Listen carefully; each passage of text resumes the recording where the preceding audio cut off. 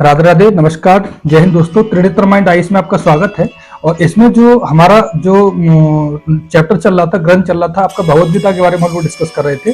और पहला अध्याय हमने शुरू किया था कि कुरुक्षेत्र के युद्ध स्थल में सैन्य निरीक्षण आपका हो रहा है। उसमें सबसे पहला श्लोक हम लोग कंप्लीट किए थे और उसमें धृतराष्ट्र बोल रहे हैं संजय से।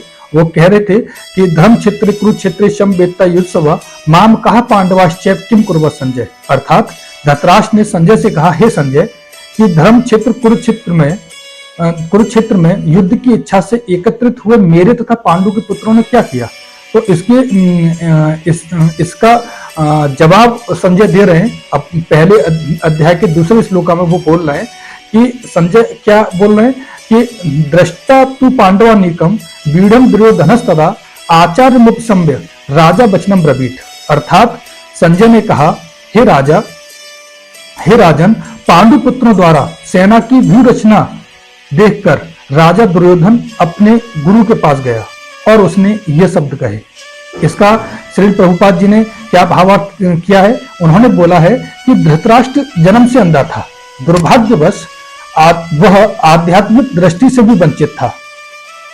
वह यह भी जानता था कि उसी के समान उसके पुत्र भी धर्म के मामले में अंधे हैं और उसे विश्वास था कि वे पांडवों के साथ कभी भी समझौता नहीं कर पाएंगे, क्योंकि पांचों पांडव जन्म से ही पवित्र थे।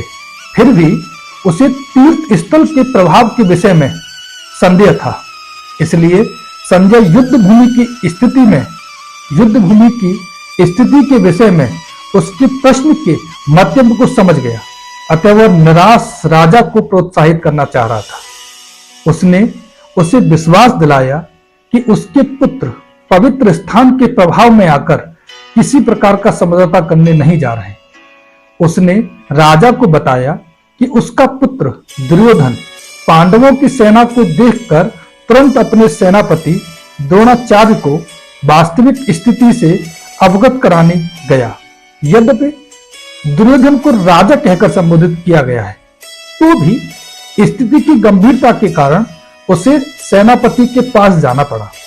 अतएव दुर्योधन राजनीतिक बनने के लिए सर्वथा उपयुक्त था, किंतु जब उसने पांडवों की व्यूह रचना देखी तो उसका यह कूटनीतिक व्यवहार उसके भय को छिपा न पाया।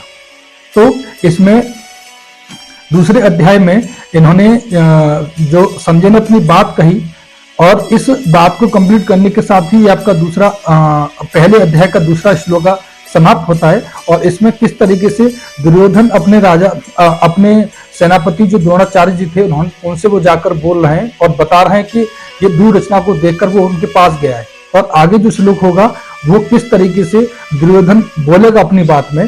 और पहले अध्याय का जो तीसरा श्लोक है और पहले अध्याय में तीसरा श्लोक क्या बोलते हैं, पश्चाताम पांडु पुत्राणामाचार्य महतिम चमूम बीड़ाम द्रुपद पुत्रेण तब शिष्येण धीमता। अर्थात इसमें वो क्या बोल रहे हैं? इसमें बोल रहे हैं दुर्योधन धृतराष्ट्र से कह रहे हैं और क्या कह रहे हैं?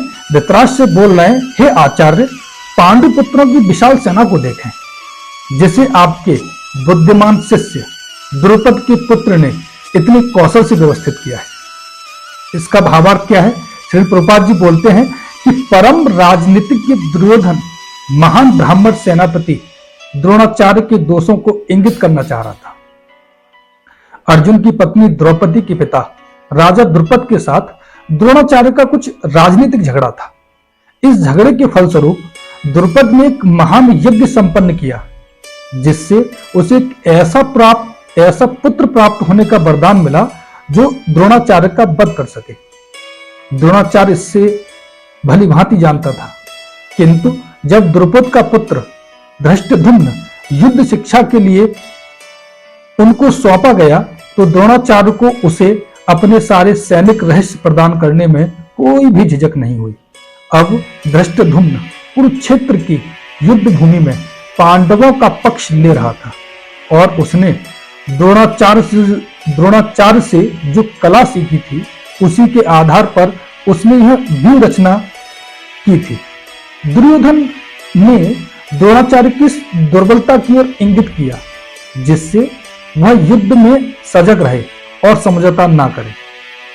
इसके द्वारा वह द्रोणाचार्य को यह भी बताना चाहता था कि कहीं वह अपने प्रिय शिष्य पांडवों के प्रति युद्ध में उदारता न दिखा बैठे। विशेष रूप से अर्जुन उसका अत्यंत प्रिय एवं तेजस्वी शिष्य था। दुर्योधन ने यह भी चेतावनी दी थी कि इस युद्ध में इस प्रकार की उदारता से हार हो सकती है। तो वो दुर्योधन डरा हुआ भी है और वो व्यूह रचना को देखकर जो द्रुपद के पुत्र धृष्टद्युम्न ने जो तैयार की व्यूह रचना, उसको देख करके उसके मन में भय भी है और संदेह भी है। और वो द्रोणाचार्य के पास जाकर के वो बता रहा है कि देखिए आपके शिष्य धृष्टद्युम्न द्रुपद के पुत्र ने किस तरीके से व्यूह रचना की है। और इस तरीके से वो ये भी दर्शाना चाहता है कि आप कहीं उदारता न दिखा बैठें, आप अपने आप में सजग रहें और अपने कार्य को और अपनी जो प्रतिज्ञा जो आपने जो दृढ़ लिया है कौरवों का साथ देने के लिए, उससे आप विलग ना रहें। तो इसी के साथ ही पहले अध्याय का जो पहला, दूसरा और तीसरा श्लोक संपन्न होता है और उम्मीद करता हूं कि आपको चीजें बेहतर समझ में आ रही होंगी। और पर डे आप वीडियो देखते रहें, लाइक करें, शेयर करें, सब्सक्राइब करें और कमेंट करना बिल्कुल भी ना भूलें। और यहीं पर मैं अपनी बात को विराम देता हूं। मिलते हैं अगली वीडियो में अगले श्लोक के साथ। तब तक राधे राधे, जय हिंद, नमस्कार।